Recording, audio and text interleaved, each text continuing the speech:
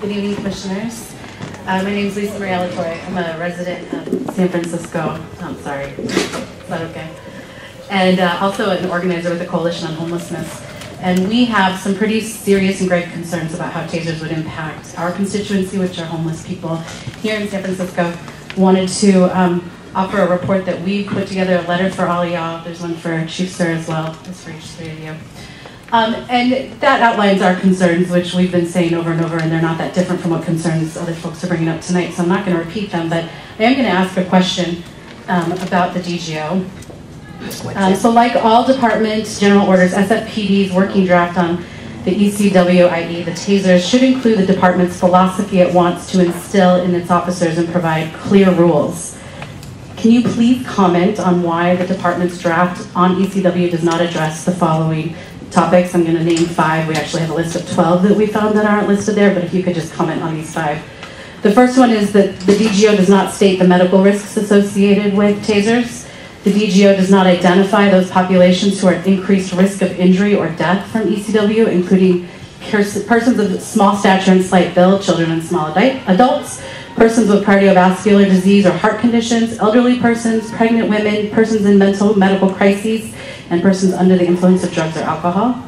The third one is the DGO does not sufficiently underscore the risks to particular populations. It merely tells officers that certain health risk factors, such as being pregnant, elderly, skinny, or young, may prevent the safe and effective use of the taser.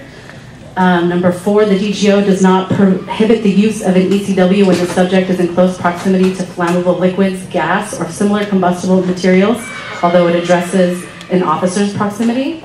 And the last one is the DGO does not address circumstances where a force investigation should be initiated, including when serious bodily injury or death occurs after the taser application, prolonged taser application longer than 15 seconds, when the taser is used in a punitive or abusive manner, substantial deviation from ECW training or policy, and an individual at an at-risk category that has been subjected to the tasers. Can I have that? Yeah, you sure can. It's a draft order. I'll make sure it gets in it.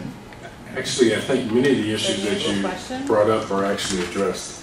Under restricted use, an electronic control weapon communicates. Commander, it's a draft. What did you ask? Like I said, I read 5 of the 12 that we've outlined. We'll take a look.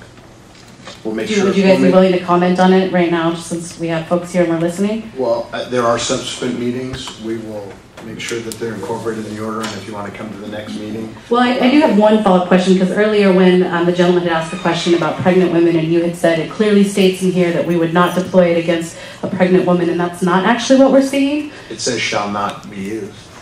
Shall not. That means when anything in the general order that says shall not means you can't use it. At all? At all. Okay. Thank you.